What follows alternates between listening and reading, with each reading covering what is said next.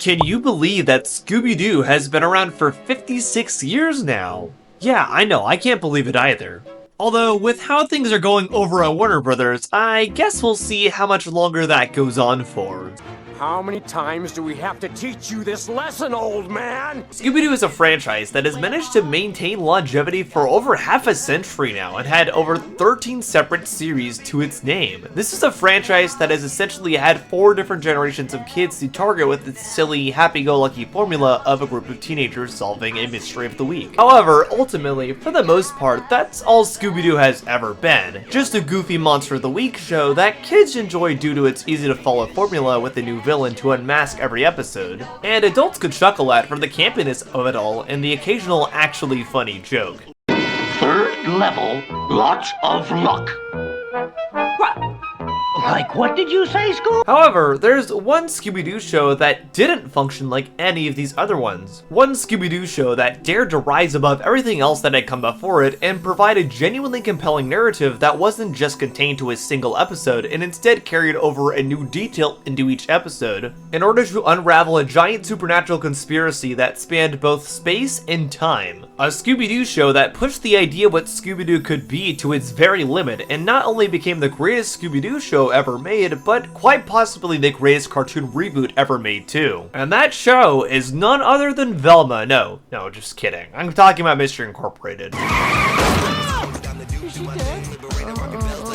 Scooby Doo Mystery Incorporated debuted on Cartoon Network 15 years ago now, and all these years later, it still holds a very special place in the hearts of not just Scooby Doo fans, but animation fans as a whole, with its surprisingly very dark narrative and unabashed ability to tackle much more serious themes than Scooby Doo had really ever been willing to do before now, and also how it truly dives into each member of the Scooby Doo gang and adds so much more development and layering to them than had ever really been seen before. Today, I want to discuss not just what makes Mystery Incorporated so special all these years later, but also why it's probably the greatest cartoon reboot ever made. But first, a word from today's sponsor. Have you ever wanted to be like Mystery Incorporated and solve the mystery of why there are so many data breaches every year? In 2024 alone, there were over 274 million data breaches. Jinkies! That's even more than the amount of Scooby snacks Scooby eats in a week. On average, it takes a bank 277 days to even uncover a data breach. Your bank could be breached right now and you could be months away from finding out. If you want to crack down on crime and solve these cyber mysteries, you need today's sponsor, Aura. Aura is the super sleuth at cracking down on digital crime and data breaches. They alert me if they find my phone number, email, or social security number on the dark web. If your information is compromised, they're gonna let you know fast if anyone tries to use this information to access your credit or bank account. Aura provides a plethora of easy to access ways to track where your personal information currently stands and who might have outside access to it. It's honestly a really great resource that I found works really well for me to keep my data out of the hands of any potential masked villains. You can go to aura.com/utterlynoah to try 14 days for free. That's enough time for Aura to find out if anyone has mined your data, just like Miner 49er. Once again, that's aura.com/utterlynoah. Protect your data with the best resources around at Aura. But now, back to today's video. So, what exactly is Scooby Doo Mystery Incorporated? Well, to explain that, we need to go back to 2005, where showrunners Spike Brandt and Tony Cervone had just finished up their new take on Looney Tunes, that being a show called Duck Dodgers. This was a surrealist science fiction take on Looney Tunes icons such as Daffy Duck, Porky Pig, Foghorn Leghorn, and countless others. This show actually ended up being a pretty sizable hit for Cartoon Network in terms of ratings, leading to Warner Brothers turning to its two creators and offering them a chance to take whatever classic Warner Brothers property that they wanted and do their own spin on it. The two of them immediately went with Scooby Doo because of the fact it was a show they'd grown up on and had a lot of fondness for, but also a concept they felt could really be expanded upon in much more interesting ways. They gathered together an army of artists and writers who sought to create the best possible version of Scooby Doo, a tale where the monsters weren't always just guys in masks, but part of a giant supernatural conspiracy that spanned thousands thousands of years. Scooby Doo Mystery Incorporated debuted on Cartoon Network in April of 2010, 15 years ago now. So all this time later, what exactly makes this the definitive version of Scooby Doo and quite possibly the greatest cartoon reboot ever? Well, to start, let's look at the core synopsis of the show. Mystery Incorporated follows the Scooby Gang's lives in the tourist-trapped town of Crystal Cove, where all the bad guys they've caught in the past have had their costumes acquired and put on display in the center of town as a way to try and draw in visitors to the town of Crystal Cove, which is marketed as the most haunted place on Earth, which, not gonna lie, is pretty great. Already, however, even in the show's first episode, the writers show they really do care about fleshing out the Scooby-Doo mythos far more than they had been before, with them diving into more of each member of Mystery Incorporated. Scooby and Shaggy mostly stay the same, being the silly cowards of the group, but Daphne, Velma, and especially Fred really get major glow-ups in this show. Daphne traditionally has always been the fashionable redhead who is either just really clumsy or just gets captured, like,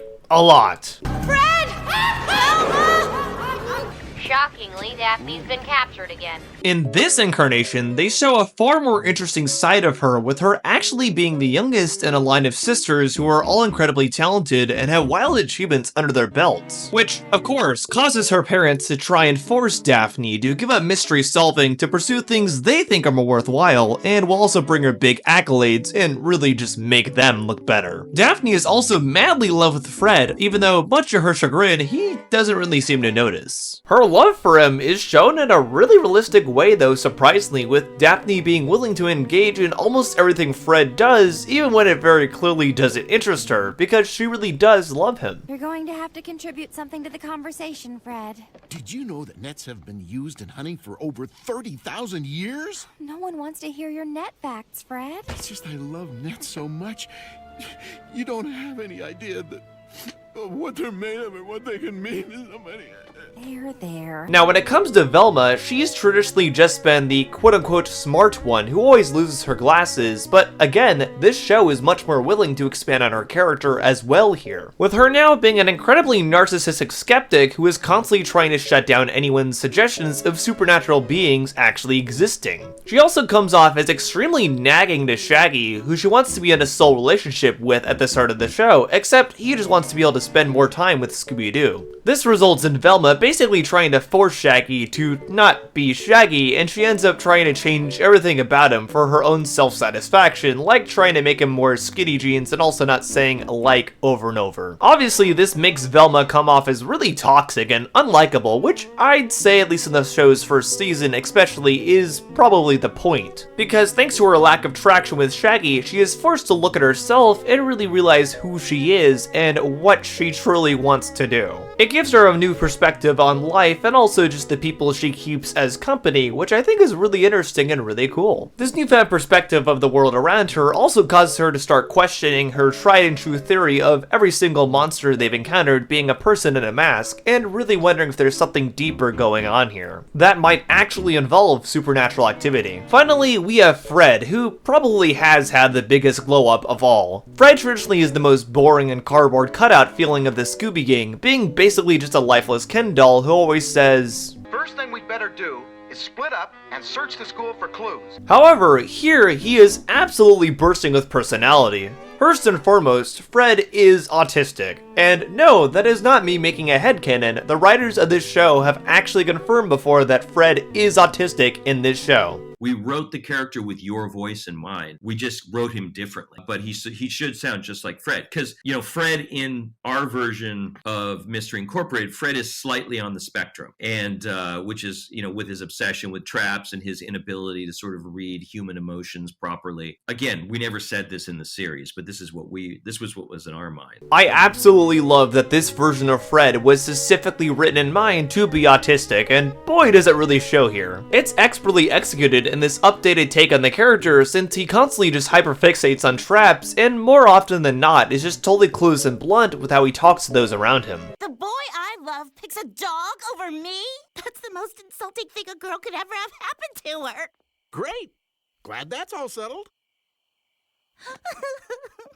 The thing that especially makes this really brilliant, however, is that his autism isn't really treated like a joke at all. He's just highlighted as being an incredibly passionate person about all these things and still a really competent member of the team, and manages to maintain being the leader of the group and keeping everybody together through everything they go through. On top of this, without going into too much story detail, since ultimately I think this is a show very much worth experiencing on your own if you haven't already seen it, the start of this show sees Fred being overeager and always ready to please authority, especially when it comes to his adoptive dad, the mayor of Crystal Cove. His main drive throughout these early episodes is essentially to try to appease his dad or anyone he views as superior to him overall. However, after encountering some hard truths about his dad, including the fact that it's not really his dad, but somebody who kidnapped him when he was a baby and took him away from his biological parents, Fred ultimately has to face reality and finds himself unwilling to trust anyone outside of Mystery Incorporated itself. This is a really big turning point within Fred's character arc in this show because now he's seen that his whole life has essentially been a lie, and he's not sure who or what he can trust anymore, which ultimately draws him closer to the other members of the gang. Later on this show, he actually does end up fighting his biological parents, and because of this, he decides it might be okay to let himself be open to trusting others again, since he feels like his parents came back to him because they truly do care about him. However, this ultimately ends up not being the case since they're actually working for a criminal mastermind who is one of the founding members of the original Mystery Incorporated, and they want to try and take advantage of Fred and get what they want from him.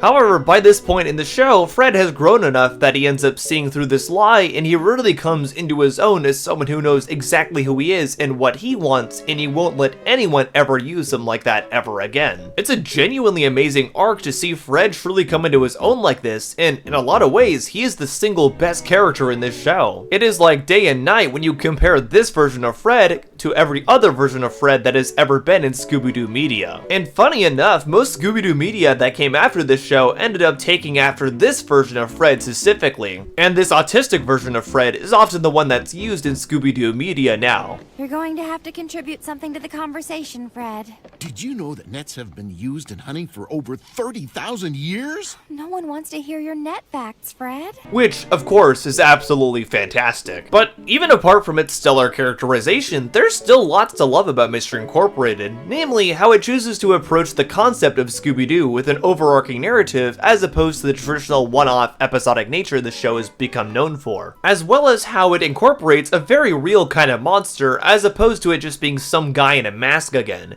In this story, there is one ongoing mystery, one that's about the town of Crystal Cove itself, and why it seems to draw so much evil in people who dress up as monsters to commit crimes. Once again, I don't want to dive too deep into the finer details of this mystery, but I do want to touch on how it's genuinely very, very well executed. Just like any good mystery show, we are first presented with a single mystery in the first episode of the show, that being a mysterious locket that Daphne encounters that shows a group of kids that look strangely similar to the Scooby Gang themselves. And later, this is followed up by a second mystery that's presented to the audience, that being a mysterious person by the name of Mr. E sending the gang an ominous message, and also cluing them in on what they should do next. This presents two mysteries right off the bat. Who are the people in the locket, and who is Mr. E? These mysteries are slowly unraveled until they end up linking together, with the people in the locket revealed to be the original Mystery Incorporated, who was a group of kids just like the Scooby Gang who were around in the 1950s, and Mr. E is revealed to be a former member of this group, being their equivalent to Shaggy. This show does what any good mystery really should do, and usually introduces a seemingly small series of mysteries that ultimately end up intersecting to point to one big mystery. The majority of the most well-regarded mystery shows do this while leaving no detail left alone, and Mystery Incorporated is no different. This show has an incredible attention to detail, and it's amazing. Also, it gets legitimately very, very dark.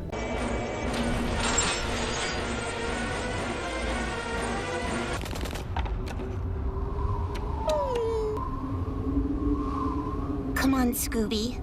We have to keep going. Oh my gosh, this is Scooby Doo? Unlike most other Scooby Doo shows, and really a large majority of cartoons overall, in this show people actually die, and as a result there are legitimate stakes in this race to solve the greater supernatural mystery that's going on here, involving a 2,000-year-old demon, an ancient prophecy from a group of Egyptian deities, and a cursed treasure that has caused many, many people to meet their ends at its hands over the past several thousand years. It's things like this that truly elevate Mystery Incorporated into quite possibly being the greatest cartoon reboot ever created. It clearly does have a lot of fondness for what came before it, with very natural incorporations of previous Scooby Doo mainstays being included here, like the Hex Girls from Scooby Doo and the Witch's Ghost, and also Vincent Van Ghoul from Scooby Doo and the 13 Ghosts. There's also a lot of nods to classic sci-fi, horror, or fantasy movies like Labyrinth, Hellraiser, Twin Peaks, H.P. Lovecraft, and Nightmare on Elm Street, just to name a few. It ultimately does keep a lot of the elements of the original classic show intact, since it's very clear everyone working on this show did have a lot of fondness for it. But it's also not afraid to develop the core concept of Scooby-Doo more and build up its main cast more to feel more like real people, fleshing them out to make you really get emotionally invested in everything you see them do in this show together. It's this dedication to what came before it, but also its boldness in completely changing the formula and tackling a much darker direction with its narrative that makes this the best Scooby-Doo cartoon ever. Mystery Incorporated ran for 2 seasons from 2010 to 2013, with its final episode leaving things open for a potential 3rd season from its creators, who said they'd be open to doing a 3rd season. This ultimately never materialized, but to be honest, I don't think that's really a bad thing at all. Once again, without getting too deep into narrative details, where the show ends is actually very satisfying, and throughout the entire course of its run, it was always firing on all cylinders, in pretty much every single episode. When this show came out, it was definitely more divisive, since many Scooby-Doo diehards didn't like how it changed the formula. In the years since its release, however, many have come around on it and recognize it as one of the greatest cartoons of all time,